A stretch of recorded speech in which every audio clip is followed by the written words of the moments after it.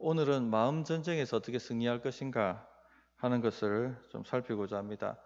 우리 마음은 영적 전쟁터입니다. 여기 치열하게 영적 전쟁이 우리 마음에서 일어납니다. 하와와 아담을 유혹했던 마귀가 어디서 승리를 했습니까?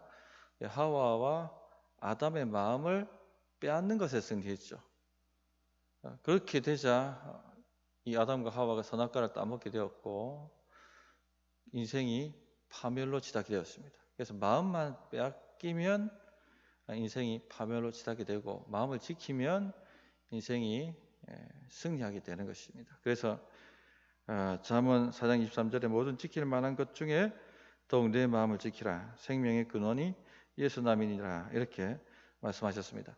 마음 전쟁에서 우리가 승리해야 인생에서도 승리할 수 있습니다. 그렇게 되기 위해서 우리가 뭘 알아야 되고 또 어떻게 해야 되는가 하는 것을 간단하게 오늘 말씀을 드리겠습니다. 첫째, 우리 마음에 하나님을 의지하려고 하는 생각과 또 자기 명철을 의지하려고 하는 생각이 충돌한다 하는 것을 아셔야 합니다. 잠언 3장 5절에 보면 너는 마음을 다하여 여호와를 신뢰하고 내 명철을 의지하지 말라. 너는 범사의 그를 인정하라. 그리하면 내 길을 지도하시리라. 이렇게 말씀하고 있지 않습니까? 참 좋은 말씀인데 왜 이 말씀을 하셨을까요?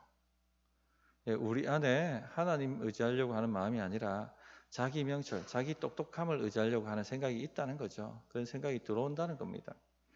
자기 길을 하나님께 맡기려고 하지 않고 자기가 판단한 대로 그렇게 살아내려고 하는 그런 마음이 우리 마음에 올라온다는 것이죠. 그것과 싸우는 겁니다. 하나님을 의지하려고 하는 것하고 자기 명철을 의지하려고 하는 생각이 충돌합니다. 매 순간 충돌합니다. 이 마음 전쟁터죠, 이것이. 그리고 닐 앤더슨이 책에 그런 예화를 하나 듭니다. 크리스천 부부가 있는데 그 부인이 그런 생각을 하는 것이죠. 이 세상에 어떻게 어떤 일이 생길지 모르는데 앞으로 우리가 지금 이렇게 좋게 결혼해가지고 사랑하면서 결혼했지만 크리스천 가운데서도 이혼하는 사람들이 많은데 앞으로 어떻게 될지 모른다. 인생이란 것은. 우리 가정도 이렇게 좋지만은 이혼할 수도 있다. 그런 일이 생기지 않는다 보장이 없지 않느냐. 그러면 이런 일을 대비해서 준비를 해야 된다. 직업을 가져야 되겠다. 직업을. 그런 생각을 하기 시작했다고 합시다. 무엇을 의지하고 있는 것입니까? 이 부인이 자기 명철을 의지하고 있는 것이죠. 자기 명철을 하나님을 의지하는 게 아니라 자기 똑똑함을 의지하기 시작해서 그렇게 이제 살아내기 시작하는 것입니다. 하나님의 뜻은 무엇입니까?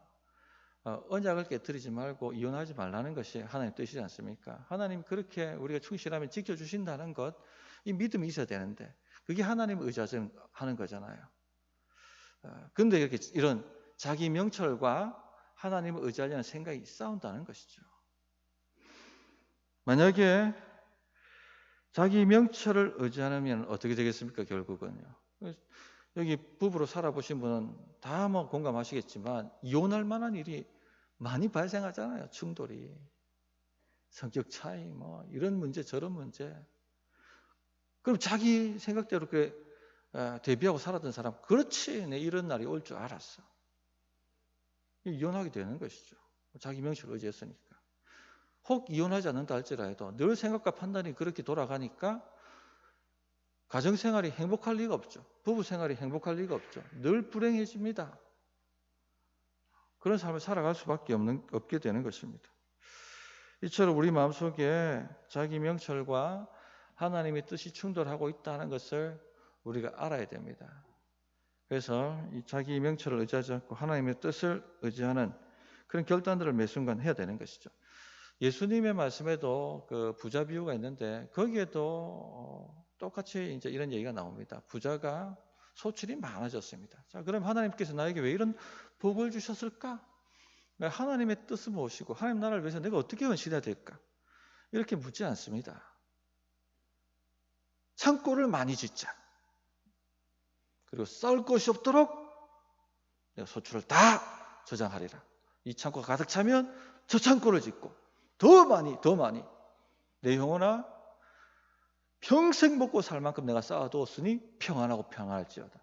지금 누구 의지하고 있는 겁니까? 자기 명철을 의지하고 있는 거죠. 자기 의지하고 있는 것이죠. 하나님께서 웃으시면서 뭐라고 말씀하십니까? 오늘 밤 내 영혼을 도로 찾는다면 그 모든 재산이 누구의 것이 되겠느냐? 허탄한 사람아. 그렇게 주님께서 말씀을 하셨습니다. 하나님의 뜻을 구하지 않고 하나님의 뜻이 무엇인지 관심 없고 거기에 자신을 걸고 자신을 맡기려고 하지 않고 그런 충돌이 일어난다는 겁니다. 이게 마음의 전쟁이 실제적으로 우리 가운데 일어나고 있습니다. 마음을 지키고 있는지 안 지키고 있는지 살피셔야 하는 것이죠. 자, 그럼 왜 이런 충돌과 왜 이런 생각들이 우리 안에 들어오는가? 첫째는 죄의 습관 때문에 그렇습니다. 우리는 예수 믿기 전에 다 누구를 믿고 살았습니까? 자기를 믿고 살았습니다. 자기 명철을 의지하고 살았습니다. 그러다 복음을 만나서 예수님을 믿는 사람이 되었습니다. 그러나 이 죄의 습관이 한 방에 지워지는 게 아니죠. 의식하지 않으면 계속 이 죄의 습관에 물든 사고방식이 우리 마음을 장악합니다. 내가 의식하지 않으면 계속 자기 명철을 따라가는 삶을 살게 된다는 것입니다.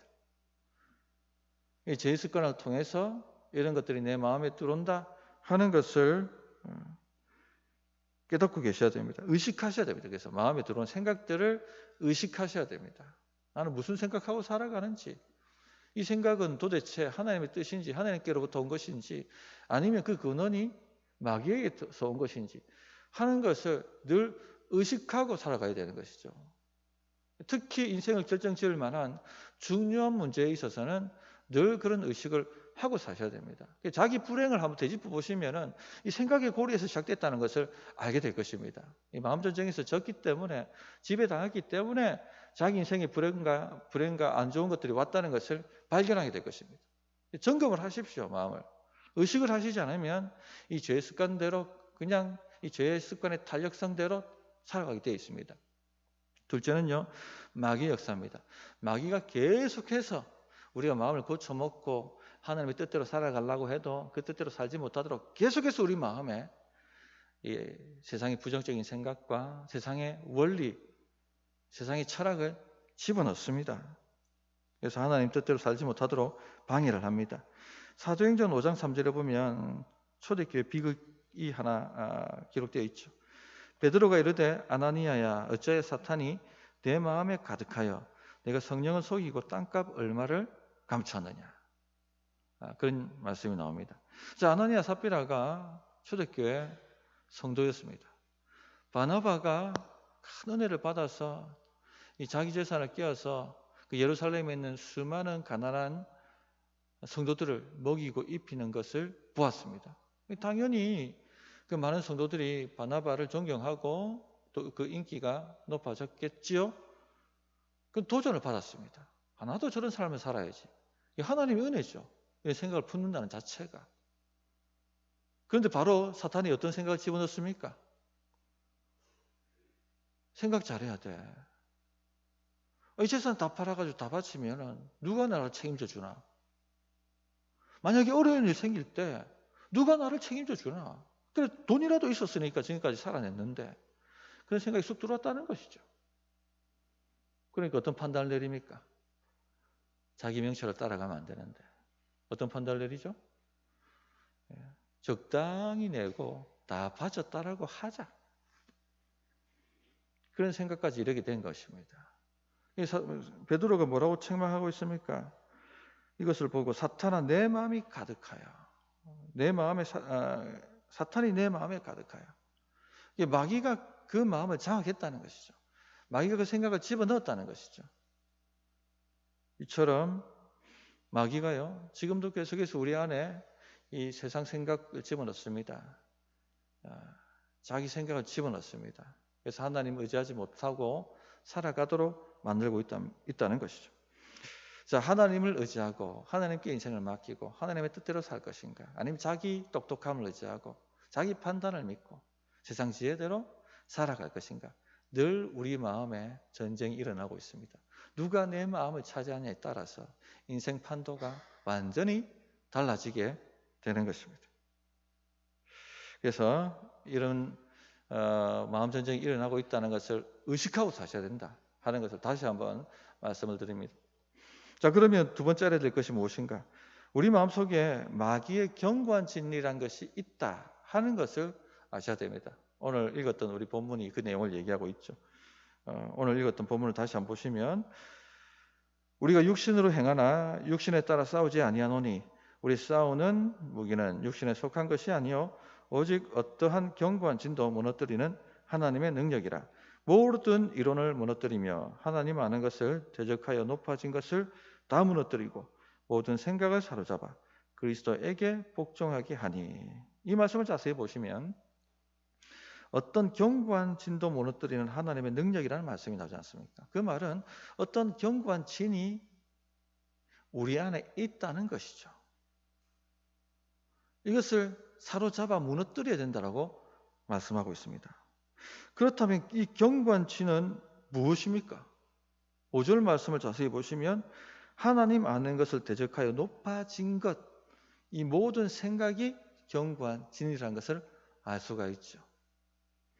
우리 마음속에 계속 되풀이되는 하나님 아는 것을 대적하여 높아진 하나님 뜻과 반대되는 그런 생각들, 사고방식을 말합니다.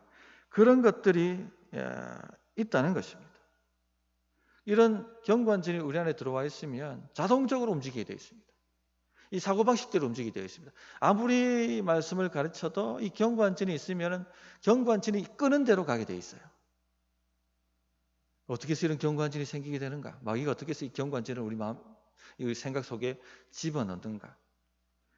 첫째, 환경적 요인이 있습니다. 우리는 무수한 사람들과 이 대화하고 무수한 정보들을 듣고 무수한 판단들을 듣고 살아가고 있지 않습니까? 어릴 때부터 시작해가지고 세상에 학교에 가서 세상의 가르침을 듣고 살아왔습니다. 그리고 여러 가지 광고 매체라든지 이런 매체를 통해서 계속해서 뭔가 주입받고 있어요. 이 세상 철학을. 이런 것을 무비판적으로 받아들이기 시작하면 자기도 모르게 안에 사고방식이 딱 견고한 하나님을 대적하는 사고방식이 딱 자리를 잡습니다. 그럼 마귀가 마음껏 우리 마음을 장악하고 활개치겠죠. 하나님 뜻대로 순종하지 않게 만들어 버릴 수가 있는 것입니다. 가장 흔하게 우리 안에 일어나는 사고방식이 뭡니까? 돈이 최고라는 것이죠. 어릴 때부터 주입받았습니다. 그래서 수단과 방법을 가리지 않고 최선을 다해서 돈을 모으라고 되어 있습니다. 그렇게 살아갑니다. 성경 말씀을 가르쳐도 전혀 작동하지, 반응하지 않죠. 왜? 이 견고한 진이 있기 때문에 돈이 끄는 대로 가는 겁니다. 유다가 30에 예수님을 팔았던 것처럼 수많은 예수님의 설교를 듣고 함께 먹고 자며 제자 영역 받았지만 그 안에 있는 이 견고한 진 때문에 그대로 그런 불행한 인생으로 끌려가는 것입니다. 이런 환경적 요인이 우리의 견고한 진을 만든다. 또 뭐가 있습니까? 높은 자리에 올라가 성공해야지 인생이 행복해진다. 그죠? 학교에서 늘 1등 해라. 그런 사고방식을 우리가 강요받고 있습니다. 1등만이 행복자고 그 다음부터는 2등부터는 기억도 되지 않는다. 늘 뭐 1등 하려고 달려가지 않습니까? 1등 하려고 달려. 1등 해봐도 또 올라가면 또 있어. 가장 열등감이 많은 동네가 어딘지 아십니까? 하버드 대학이라고 합니다. 자기가 자기 나라에서 최고 있는데 가보니까 자기보다 더 뛰어난 애들이 막 울글거리니까 열등감에 미친답니다. 늘 불행하죠. 그런 사고방식이 길들여지면. 또 하늘은 스스로 돕는 자를 돕는다. 네가 열심히 해가지고 인생을 개척해내는 거야. 그런 사고방식을 강요받죠. 사고방식이 들어와 있습니다. 기도하고 하는 거 다 시간 낭비라고 생각합니다. 기도할 시간 있으면 더 열심히 공부하고 더 열심히 행동하라고 얘기합니다. 그러니까 아무리 하나님의 말씀 들어도 순종이 안 되는 거예요. 예를 든다면 신학교 가서 전도사님들도 이런 사고방식에 사로잡혀 있으면 시험 기간에 새벽 기도 안 나갑니다. 기도의 시간에 한 자라도 더 봐야지. 그렇게 생각하게 된다는 거 아니에요. 무서운 것이죠, 이런 것들이. 두 번째, 마귀의 유혹 때문에 견고한 진이 생깁니다. 마귀 유혹이 올 때 첫 순간부터 모든 생각을 사로잡아서 그리스도의 말씀에 복종시켜야 되는데 그렇게 하지 않고 유혹에 넘어가고 또 넘어가고 또 행동하고 넘어가고 이렇게 반복하게 되면 경고한증이 딱 생깁니다. 그러면 그 다음부터는 이제 유혹에 전혀 꺼리낌 없이 그대로 행동하게 된다는 것입니다. 가룟 유다가 한순간에 예수님을 은삼십에 판 게 아니죠. 그 생각 안에 경고한증이 들어가서 결국은 예수님을 은삼십에 파는 엄청난 죄를 짓게 만들어버리지 않습니까? 처음에 어떻게 왔을까요? 그가 헌금 바구니를 담당하는 그 한마디로 우리로 치면은 회계 부장이었어요. 조금 자기 그 삶에 필요가 생겼어요. 이거 조금 내가 이거 좀 유용하고 쓰고 얼마 후에 내 돈 갚아 넣지. 이런 유혹이 왔을 것입니다.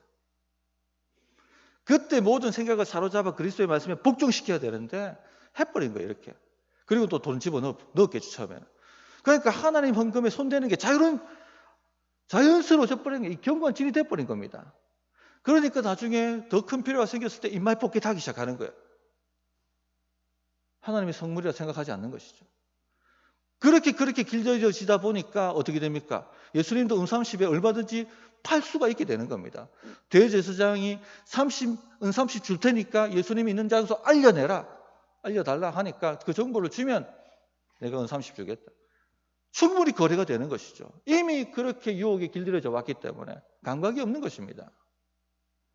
이런 식으로 우리 생각 안에 경관진이 생기는 거예요. 한 방에 무너지는 사람은 없습니다. 이런 식으로 경관진에 의해서 무너지는 겁니다. 작은 유혹부터 타협하고 받아들이고 또 행동하고 무감각하게 되고 그렇게 되는 것입니다. 셋째는요, 습관입니다. 어떤 행동을 6주 이상 반복하면 사고방식이 딱 굳어진답니다. 그다음부터는요, 그 반대 사고로 절대 반응하지 못한답니다. 조건 반사적으로 그 사고방식대로 행동한다는 거예요. 닐 앤더슨이 한 예를 듭니다. 어떤 알코올 중독도 아버지 집에 아들 셋이 있었는데 아버지가 밤마다 들어와서 아이들을 패기 시작하는 거예요. 첫째 아들은 고등학생입니다. 이 아들은 아버지 딱 그러면 아버지 손 딱 붙들고 내 몸에 손 한 번만 더 대면 내가 가만두지 않겠다고. 아버지하고 싸웁니다. 맞짱을 뜹니다. 화를 내고 같이. 둘째 아들은 이 모든 상황이 두려워요. 아버지가 딱 들어오면은 뭔가 하면 이제 아버지부터 달리기 시작합니다. 아버지 뭐가 불편해요? 뭘 해드리면 좋겠어요? 그런 모드로 작동합니다. 셋째 막내는 어리기 때문에 이 모든 상황이 두려워요. 아빠만 나타나면 다 도망가 버리는 거냐, 숨어버리는 겁니다. 오랫동안 이런 행동이 패턴이 반복되어지면 사고방식이 딱 굳어져 버리게 됩니다. 아이들이 다 성장해가 어른이 되었다. 첫째 아이가 다 어른이 되어버렸어요.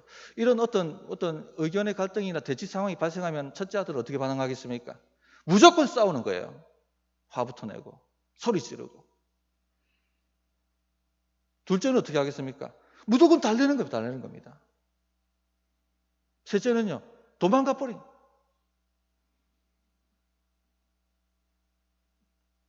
다른 거 생각 못 합니다. 딱 그 틀에 갇혀있기 때문에. 경관진이 생겼기 때문에. 우리 보면, 어떤 사람들 보면요, 열등감을 느끼는 분들이 종종 있습니다. 열등감 전혀 느낄 필요가 없는데, 열등감을 느껴요. 왜 그럴까요?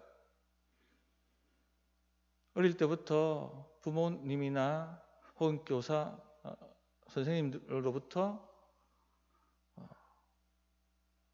성적이 모자랐다든지 그럼 늘 듣는 얘기가 넌 안 돼. 넌 멍청이야. 이래서 넌 인생 성공하지 못해. 이런 말을 계속 들었겠죠. 그렇게 들을 때 아마 자학적인 반응을 했을 것입니다. 그것이 오래 들어가면 굳어져 버려서 그 사고방식이 굳어지는 것입니다. 전혀 열등감 느낄 상황과 환경이 아님에도 불구하고 그렇게밖에 반응 못하는 겁니다. 생각 못하는 겁니다. 나는 안 돼. 난 뭘 해도 안 돼. 얼마나 비참합니까? 늘 자신감 없고 늘 고개 숙이고 다니고 늘 사람들이 나를 어떻게 생각할까? 진흙들어 살고 불쌍하고 불행한 인생이죠. 예수 믿는데도 안 바뀐다는 거예요, 이게. 경고한진이 붙잡혀 있기 때문에.